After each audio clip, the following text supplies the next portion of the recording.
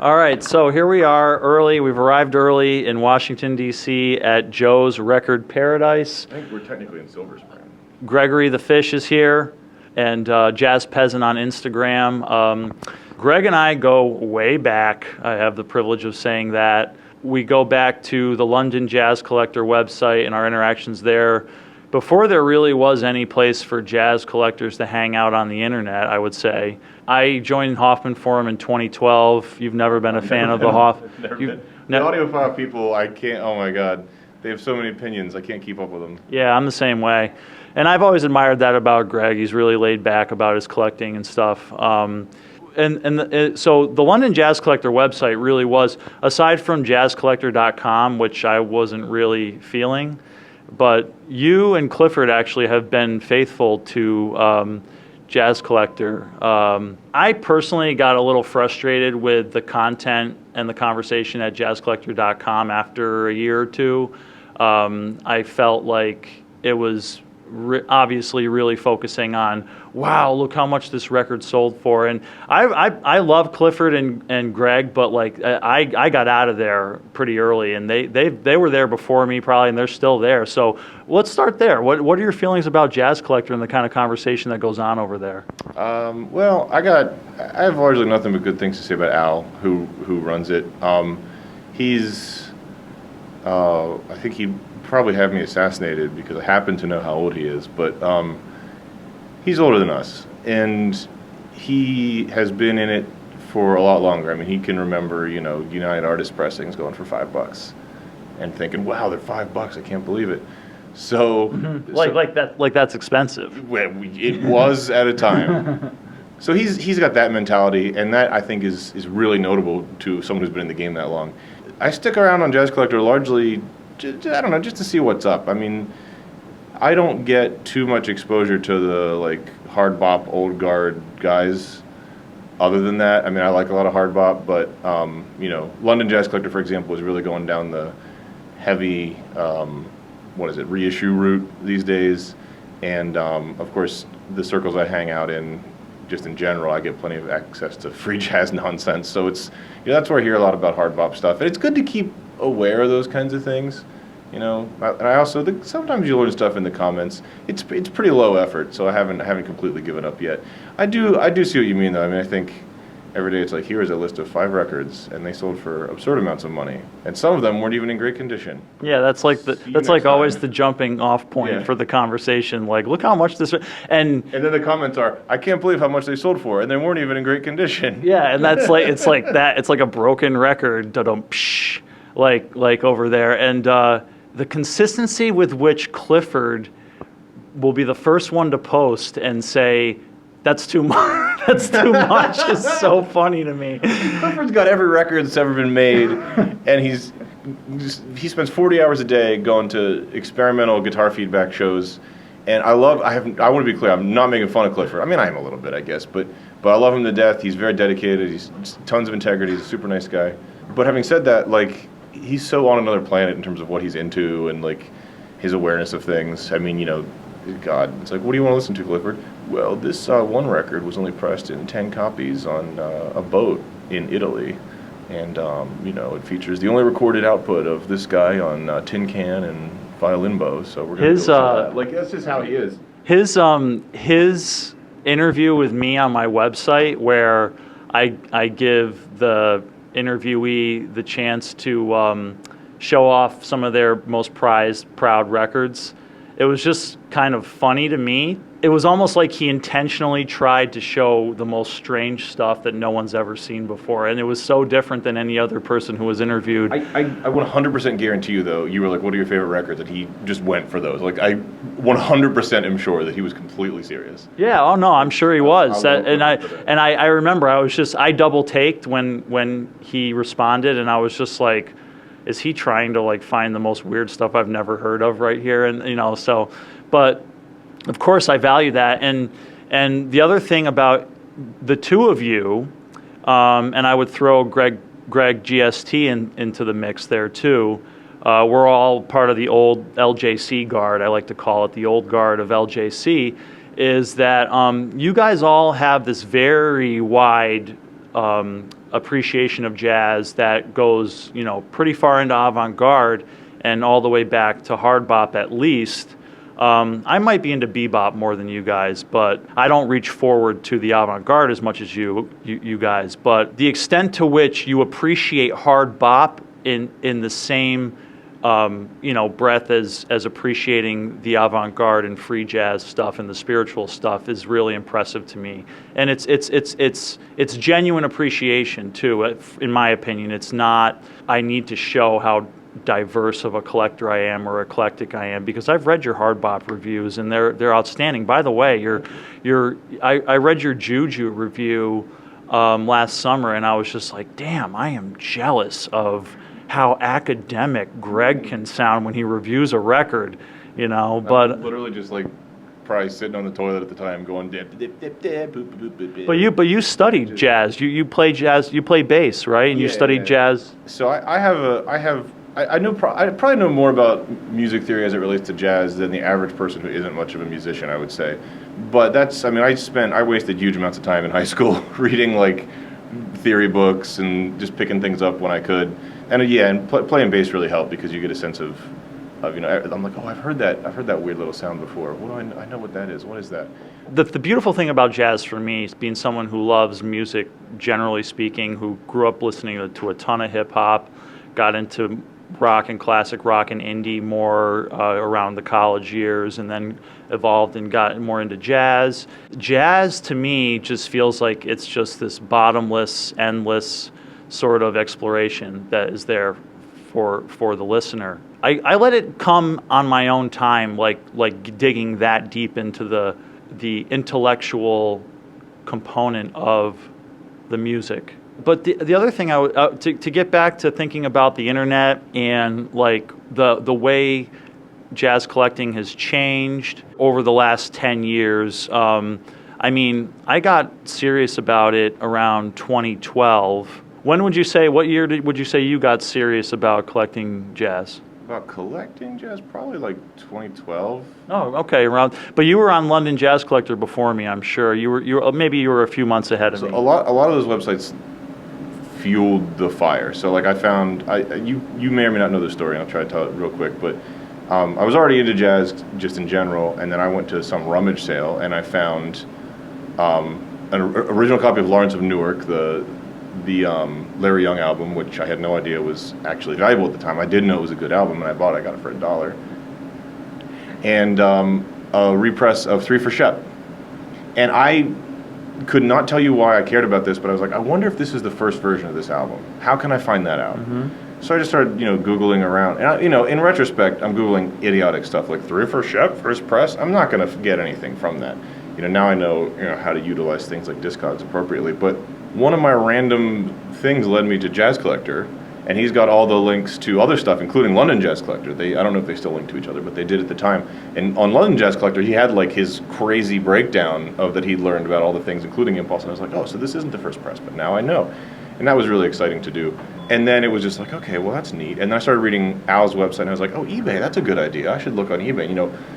Then you're just ruined. As soon as you go on eBay and I think the first thing I searched was like Impulse Original, and everything pops up, and you're just like, oh my god, it's a candy store, it's an expensive candy store, with all the candy you could ever want.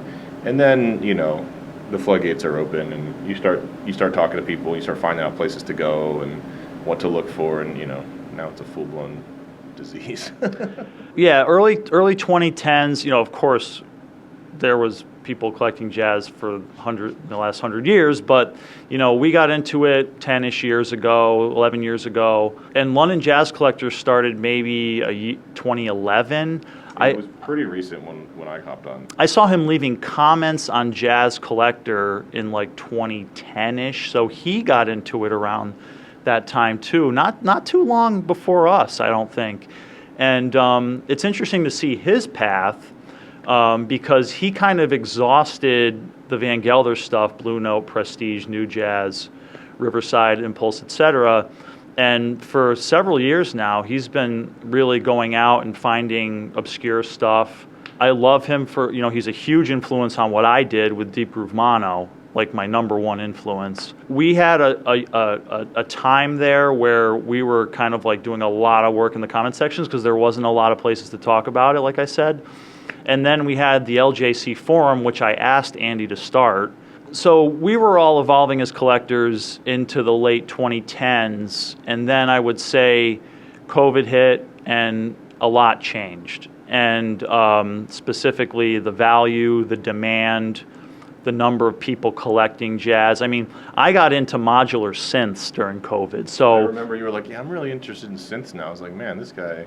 But yeah, so this in the same way that I got into something during COVID, I could totally see why other people would get into jazz and jazz records. And the jazz bums on YouTube, they kind of like proudly sort of like make part of their brand that they got into jazz collecting during COVID, and they've really come a long way in that time. I mean, of course, there was a lot of time to study a hobby during COVID, but you know, for a while there, we would talk with like in our little IG chat with like J-Rock, Jim Rockney, Perry, Chris Brown, Greg, Clifford. We would talk about prices and stuff, and for a long time, I would say, no, you guys, you keep on looking at these like outliers where they're selling for crazy amounts of money. The market is not going up that much. That was through the 2010s. But by the late 2010s, by 2019, 2020, I had to start admitting that the values were going up. I couldn't deny that they weren't. I was coming at it from a place of where I was a have-not, and I didn't want to see them going up.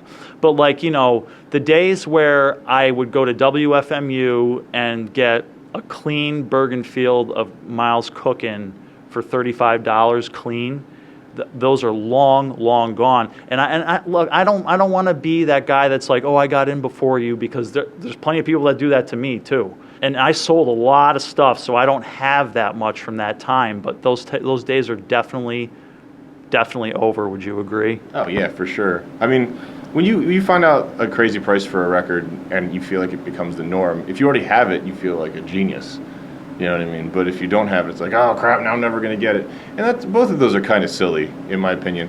I don't really care too much what stuff sells for if I'm not the one buying it. I also really don't care what people do with their time, to include obsessing about the prices of records. Like, that's great. Things are interesting for a number of reasons. I mean, I don't really know what it was. When COVID started, people who had money and were already into records just went completely nuts. You know, scooping stuff up and buying stuff. And then a number of other people, I think, were looking for something to do. Maybe they had records in their house, or maybe they had heard about this and they started looking into it. And things got real crazy for a while, but it seems like they're maybe settling down a little bit. Yeah, I think so. I think that the thing that I was watching more carefully right before COVID and into COVID was reissues, the reissue game. That stuff just went on an incline. And, you know, I eventually realized that the out-of-print reissue insanity had always been there for like Mobile Fidelity Sound Labs, for example, for decades. Yeah. And classic records too. Like, I remember buying a copy of Led Zeppelin 1 on Classic for like $30 sealed at a store in New York City, and then like a couple years later selling it for $100 and just blowing my mind. And that was back in like '08. But yeah, I was kind of like really frustrated because I went back and forth wanting to collect Music Matters and not wanting to collect it. And then by 2019, maybe more like 2021, it was just like, okay, these prices they're not going to be reprinting these. These prices are completely ridiculous. There's no way I'm going to be collecting these anymore. And it was frustrating, but that was an example of it, I think. And then I started to see more and more like the limited runs of the audiophile reissues of jazz records. And then once they were gone, they were on eBay for $100, $200, or Discogs, $300. And I was just like, wow, this is not for me. So I saw that. And then I did also start seeing that the max prices for a lot of the rare original first pressings were just starting to go way up. And I was just like, okay. And then the nail in the coffin for me too was OJCs. So yeah, that's bananas. Yeah, I remember people making fun of those back in the day. Yeah. And so through the 2010s, you were really looking at $6, $8, $10 a pop for OJCs at stores, and I rarely see one under 20 now. So, I mean, there's some that go for over 100. Yeah. So a lot has changed. Oh, the other thing I was going to say though about what you had mentioned there for a second about the money people pay for these records, something I've always admired about you. When we complain, when we commiserate, when we do the curmudgeon thing via group text or whatever, you are very, very consistently for liberalism. You're always there with saying, like, who gives a shit? You know what I mean? Like, let people do whatever the hell they want with their money. And you always reel me back in, like, yeah, you know what, you're right. To a point, but we're not even close to where I think the line is when it comes to spending on records. Okay, yeah. So and other things besides records, like sure. If you want to weld a boat to a plane and start flying it around, that's okay. I'm against that. So, but yeah, I've always admired that about you, how you've always sort of had this approach of like focusing on yourself and not being judgmental. And, me being an opinionated person, I've always liked the balance that you bring to our relationship as collectors and as friends. So, I mean, I'm horribly opinionated. Anybody is really that isn't interested in any specific hobby. Well, that's true. And you are opinionated. And I've always felt that way about you. We don't agree on everything. We don't. But you've always balanced that with, I don't think there's anything wrong with the way that you think about it or feel about it. It's just a difference of opinion, and you've always been very clear about that, and I've appreciated that. And we both have math backgrounds, so that's also... And we differ. Another way we differ is in terms of mustache maintenance. But we do both have math backgrounds. That was fun to figure out back in the day. Yeah. I guess my last question would just be for you to maybe elaborate a little bit on the way you've seen the hobby change over the years in terms of your collecting and your predictions for what you could see happening in the future. Maybe throw in a little bit of advice too, if you have it for younger collectors. So, yeah, I mean, my advice for younger collectors is two things that are completely mutually exclusive, that you can't do both of them at the same time, but I'm going to tell you to do both of them. One, if you buy what you can buy that interests you. Even if prices don't continue to get insane, they're not going to drop off anytime soon, and stuff is only going to get harder to find regardless of what it costs. The other thing, completely opposite, is calm down a little bit. You don't need to buy everything. And the reason I say that is because, I mean, if you see something that's good and you want to buy it, you think it's in great shape, fine. But early on in my collecting days, I was way too tolerant of, well, I guess this record looks okay. I won't, it's fine. I won't raise a stink. And then later you end up with a huge amount of stuff that doesn't play very well.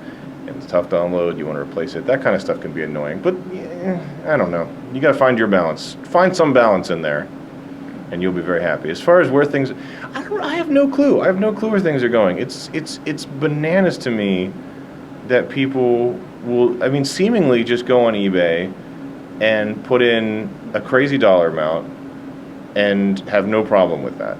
I do not, I mean, I'm doing fine. I have a decent job. I'm not terribly hard up for cash, but like, still, I want to get a deal, man. I want to feel like I did something. The thrill of the hunt extends to eBay and Discogs and all that stuff, but I mean, waiting for something in the mail is not quite as fun as just being like, oh, I didn't even expect to find this today, oh my god, at a shop or something.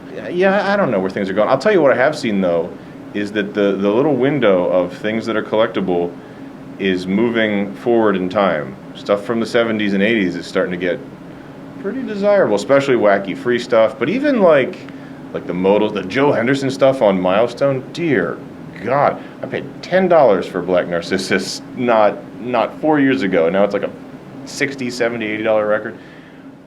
Yeah, Greg in Autumn Records yesterday was just like, you might know something about this. Red Clay was not always a $50 record, right? He said to me. I remember, I bought a repress, I didn't know it was a repress at the time, for $3 at the Princeton Record Exchange back in the day.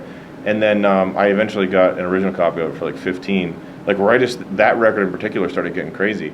Yeah, and I think about that a lot too in terms of like how long are collectors going to be around that really value like Jelly Roll Morton and like King Oliver, and when they die off, what's going to happen to the value of those records? I've been helping my father out with selling off his sports card collection too lately, and looking at these older cards, it's like I value some of them from a vintage standpoint just because I'm into vintage stuff. But like at a certain point, younger sports fans aren't going to give a shit about these older players. And like what's going to happen to the value of those records? Now, I have a theory that I kind of put out there with my jazz album art article on my website, which is that there's something timeless about the 50s and 60s with jazz, especially the album art. The minimalism of it and the simplicity of it and everything, it's kind of like Ivy League style, how there's something that's kind of like timeless about it, where it's simple. And I feel like the 50s and 60s classic jazz is not ever going to go out of fashion. I feel like it's got a certain timelessness to it. I mean, you might also be able to argue that Led Zeppelin and the Doors and the Beatles will also never go out of fashion. But the question is in the 50s, did people feel that Louis Armstrong and Duke Ellington were never going to go out of fashion? That would be a good question to ask, I guess. But yeah, so it'll be interesting to see if where things go in terms of collector interest, value of things. I don't want to discourage people from pursuing the hobby, getting into it, continuing to pursue it. The deals are out there. They're to be had. I think the sad but true reality, though, is that you will have to work harder and harder to find those deals. For example, last summer on my Midwest road trip, I went to a lot of record stores to finally find to be perfectly honest, underpriced original mono Blue Note record. You know, fairly priced is one thing. Can we know what it was? Yeah, it was Mode for Joe. Oh, nice. But yeah, and on this trip too, I mean, we've been to 10 stores, 4 or 5 cities. We have one real trophy of an underpriced, well-playing first pressing from the 50s. So, you know, you got to work hard for it. Yeah. You know what helps, and I'm going to shout you out here real hard, is just knowing people. Gratian Montgomery. Oh, yeah. Dude, I got you a killer copy of Evolution. For very not enough money. And it is clean as hell, and it is perfect. And I was in Chicago at the time, and you were, I think, in Florida. Yeah. You just texted me, hey man, you want this? Here's the price. And I was like, oh my God, yes, this is incredible. You gotta know people too. They'll hook you up. But that's a great way to find stuff. I'd still be looking for that. And our other buddy, GST, is on the record as saying, you know, the true way to find joy in collecting and to do it in a way that is fulfilling and involves creativity is to find ways to find things that are interesting that not everybody's looking for. And you said it several moments ago. You had said, well, yeah, there's those people that are always looking for what's hot. And just so we're clear, that's fine, but it does not appeal to me. I told you how consistent he was about that. He is. Really yeah, it is fine. And but I think the point that GST is trying to make when he says that is that most of us don't have the money to do that. Yeah, if you're always looking for 1568, you're going to pass by so much of the great stuff. Do you have any idea how good Woody Shaw was? He was so good, and he has albums on Muse with terrible cover art. The worst some good ones, but the worst cover art I've ever seen. And they're all amazing. All right, well, let's leave it there. Let's head into Joe's and let's see what we can find, and we'll be back on the outside. But also, thank you, Greg, for doing this. Yeah, thanks for meeting up with me.